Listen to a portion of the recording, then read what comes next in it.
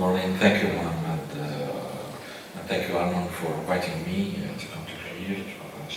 So, before starting with how to set up, I would like, this is my conflict of interest.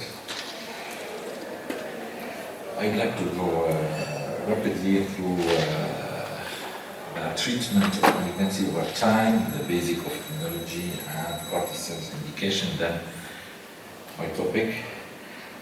I love this slides because, as you can see, over time we improved the survival of patients with ALL, starting from zero survival in the 60s, and now we are able to cure more than 80% of those patients. But still, there is a problem.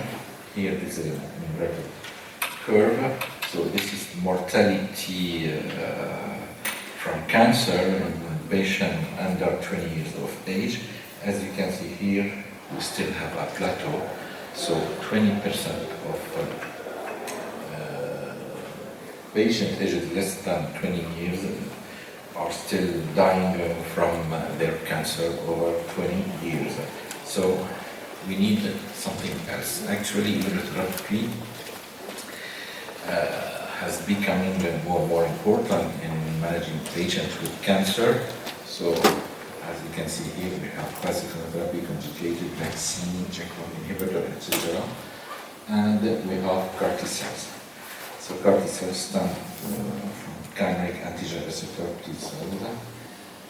So why does anti-tumor immunity fail? So we have to answer this question to understand why do we need CAR T cell and how CAR T cell.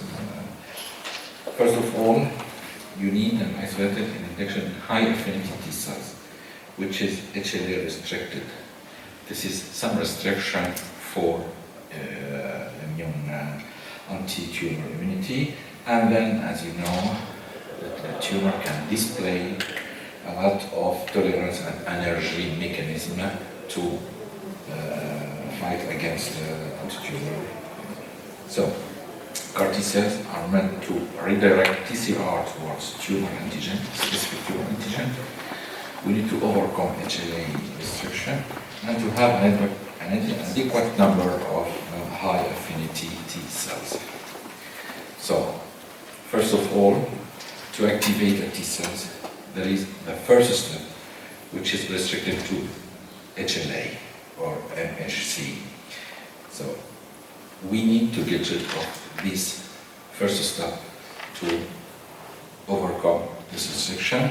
So when we look at the TCR receptor, you have a recognition site and then activation signals. So if we can change the recognition site to be less restrictive to HLA, so we can build a chimeric receptors. So the T cell receptor recognition site can be switched to something like immunoglobulin, and this is the first generation of CAR T cell. Then, as you know, we have the first, second, third generation with the co-stimulation domains, etc. This started in 1987 with a Japanese team who demonstrated that it's possible to express a chimeric antigen on T cells. At the same time, Israeli team demonstrated not only we are able to express such a receptor, but this receptor is functional. We have to wait. So, for CAR T cells, you need an antigen, tumor antigen, to target to an antigen, and CD19 appeared to be a good antigen because it's expressed, as you can see, in almost all maturation stage of B cells, and it's not expressed in pluripotent bone marrow stem cells. So there is no cross reaction with other cells in the organism. So CD19 was the first to be investigated. We had to wait almost 30 years before seeing the first publication on CAR T cell on clinic. and after that, a lot of publication came out. And CAR T cells are now used more and more centers all over the world.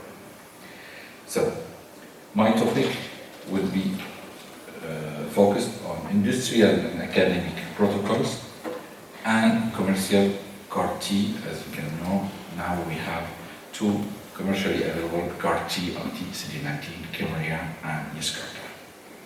So, first of all, for the organization, you need a referral practitioner, an expert, to identify the patients. You need to identify your patient early in the evolution of their disease. Don't wait till the patient is really progressive, so you don't have time to treat this patient. So when you the referral identify the patient, they send the patient to immunotherapy unit, so we can screen the patient not only for the indication but also for the feasibility, because you have some condition before when you see your patient, feasibility of the whole procedure.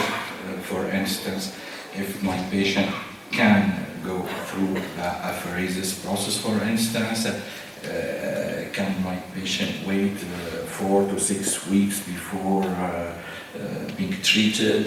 What about conditioning, etc.? So you need to screen your patients. Then when we decide, you have to send your patient to the apheresis facility rapidly to get the apheresis. Of course, you have your immunology lab to do all the tests before. Then when you have your product, the product right now is sent to the gene therapy facility, which is industrial or academic, either way.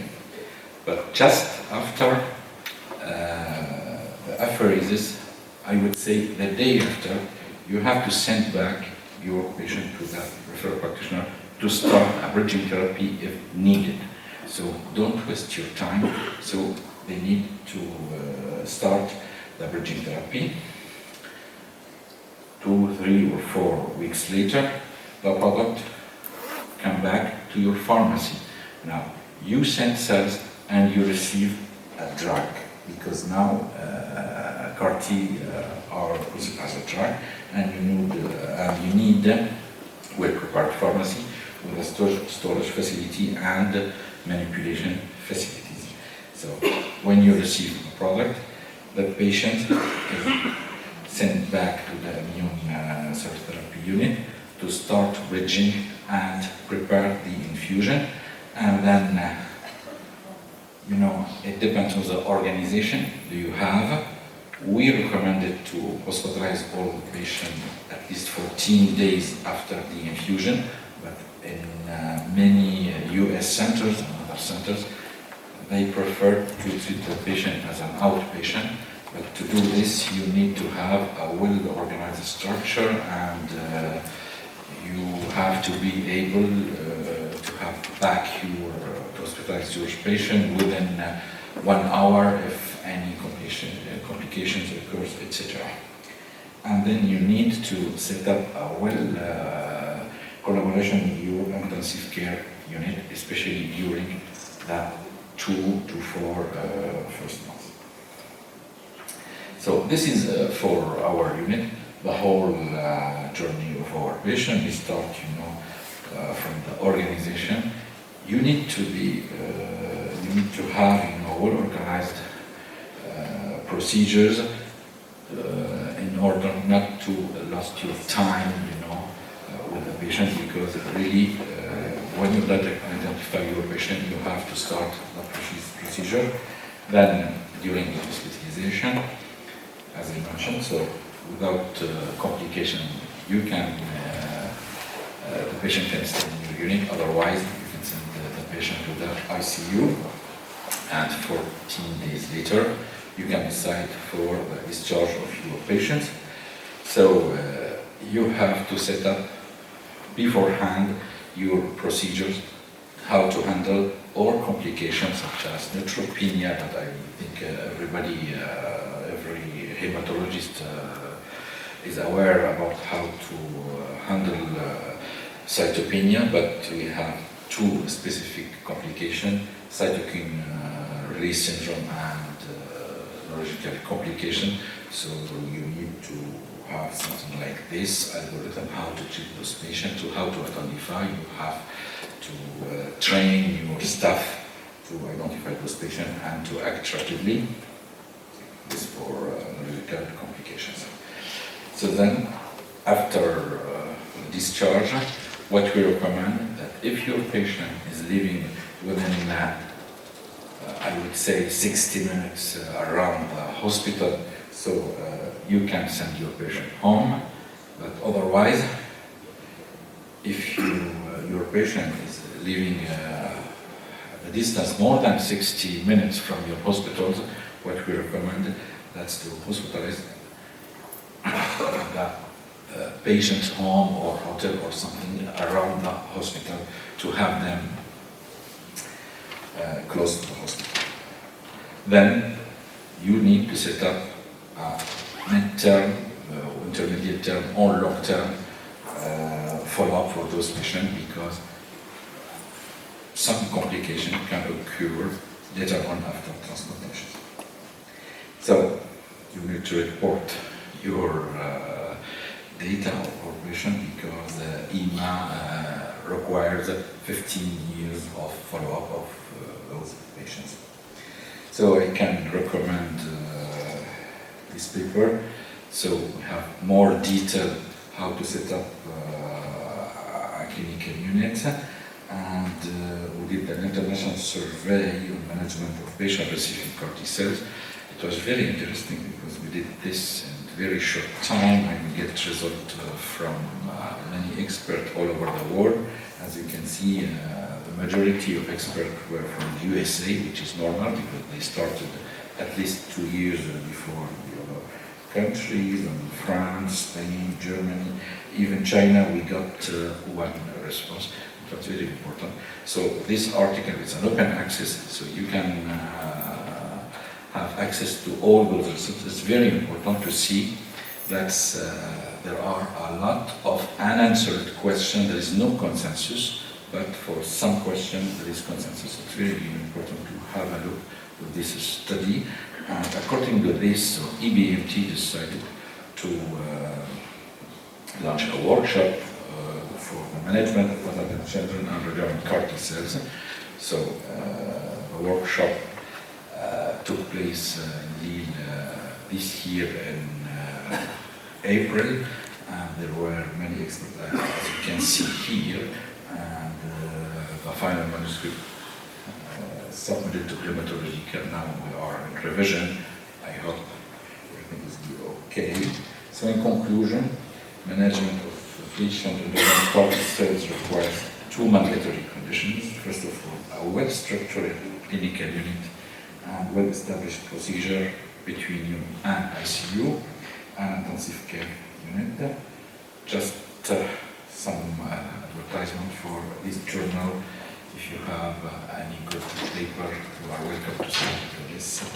Thank you very much. This is our team. Unfortunately, all female were occupied, and only the lazy guy were here for the photo. Thank you. Thank you very much, Ibrahim, for this nice summary about establishing CAR T cell programs. Any questions, thoughts from the audience? So, you insisted on the 60 minutes distance or timeline. So, assuming you have a patient who lives far, you would just keep them in the hospital for how long? No, actually, 14 days. If there is no complications, so 14 days, and then additional 14 days around the hospital. Then you can send them. Actually, for the EBMT recommendation, you can send them outside your hospital, provided you have a well-occupied center around. So, because if there is any problem, this patient has to be taken in charge within 1 hour. But let's be pragmatic. What do you mean by an equipped center around?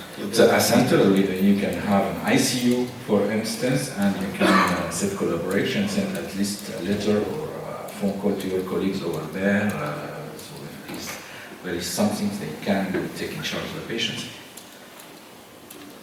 Any other questions? Yes, Professor Angelucci. Thank you for your talk. From preliminary data in myeloma and in CLL, incidence of side effects seems to be much lower, I think, at least in the trial. Do you think this will make any modification of the rules you explained here? Thank you for this question. I don't think so, because we have treated some patients within myeloma, protocols. So, of course, we have two things. You have the incidence and frequency of the complications, and you have the complications themselves. So, regardless of the disease, when your patient presents a CRS, it's a CRS, so you have to deal with. Of course, you have less patient developing CRS, etc., but still, you still have. So, from clinical standpoint, you have to be aware and you have to manage those patients. We don't have 0 versus something.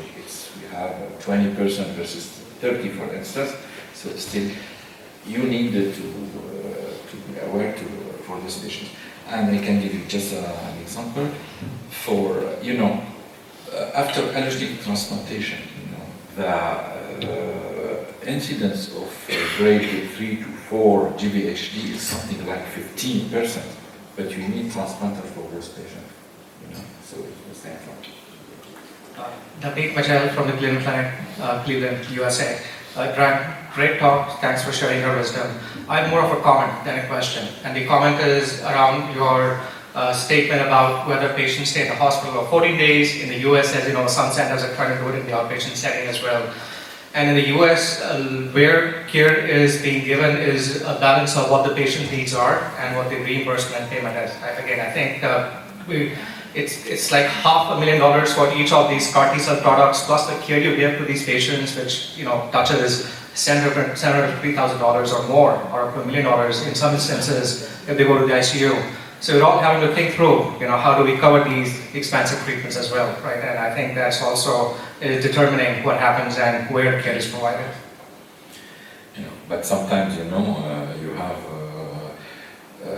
something as 1 hour to handle your patient. Yeah. When they start CRS and you have the blood pressure dropping, etc., you need to act rapidly. So of course, you can do it as outpatient basis, but you need to keep an eye and you organize everything to have the patient back to your hospital, which is the case in the USA. Absolutely. At the end of the day, you need a team, like BMP. You need a team to make sure you got everything in place. Can I go back to your comment about the transplant-related mortality in allo? At the last ASCO meeting, there was an abstract, I think, from the US about more than 600 cases of outside protocol, so-called real-life CAR T cells, where they found a 15% treatment-related mortality. Do you think these figures are realistic, or they reflect maybe the small experience in the beginning? We would expect improvement. What are your thoughts? Because 15%, then you're getting closer to transplant-related mortality in allo. And everybody, of course, is claiming that allo is toxic, but CAR T cells are the future. What do you think? No, I think 50%, it's very high. 15, 1.5, not 15. 1.5, 15, yeah. Yes. 15%, it's very high. I think this is due to the experience of the team, etc. For instance, in Lille, close to the wood, so among the 41st patients we treated, we lost just 1 patient. We are not sure it's CAR-T related or not. We are waiting for this. So I think that's why I insisted we need really a well-structured unit to start. It's not a treatment as any other. Okay, thank you very much. One last question. Quick one. Jose Cruz, Texas Structural Institute in San Antonio. Quick question. Now, not to make less of CAR-T, so wonderful, promising therapy. But when you look into the paper, there's an important percentage of patients who are originally screened and that they never make it to CAR-T. So then, we have this big hope about it, but it's not necessarily applied to as many patients as we wish. What is your experience about that? Can you comment? Yeah, okay, thank you for this question. Absolutely, that's why I started by insisting about the screening phase, and you have to identify right away your patients. Of course, in our experience, failure of ineligible patients to CAR-T is something like 20%, but when I say 20%, many people look at me, what, 20%? For us, it's something like 50% of patients. I think if you have a good network with your doctors and you start saying, we have CAR-T, you have to identify the patient right away. You don't need to have a patient with all progressive disease and you can do anything for them. So I think you can reduce. But still, I think 20 or 30% of patients cannot make it to CAR-T, of course, because now the indication is progressive after at least 2 lines of therapy. This is the case. Maybe if we go earlier CAR-T, but now... Very nice talk. So one of the limitations of CAR-T is the ability of collecting lymphocytes, particularly in heavily pretreated patients. So do you think that we can do it on frozen lymphocytes, or is it something when you have relapsing patients, for example, diffuse large B-cell lymphoma, to collect and freeze lymphocytes for later on in case you fail to harvest, you already have a product that you can use? Yes, of course. So for collecting, what we recommend with the EBMT, it's at least have 200 lymphocytes or lymphocytes. But with this CAR-T, they recommend nothing. But we think that 200 it's a good number, So for leukemia, they recommend us to freeze. And then we are talking about the historic lymphopoiesis, So if you think that your patient is a high risk of relapsing, why not to cryopreserve lymphocytes and try to treat the patient? And in case of relapse, you have already. But we have to be very careful with this because the number of patients is very high, and we can face a lot of lymphopoiesis, etc. And we don't know what to do with this. And now we have 2 CAR-T, but maybe in the future we have another CAR-T, and you can do the same thing with what you have done, because you have a method now. It is agreed for Kymriah or Yescarta, whatever, but maybe for another technique, etc., you cannot use the same. So, for instance, we don't recommend doing this for everybody, but it's feasible. Thank you very much.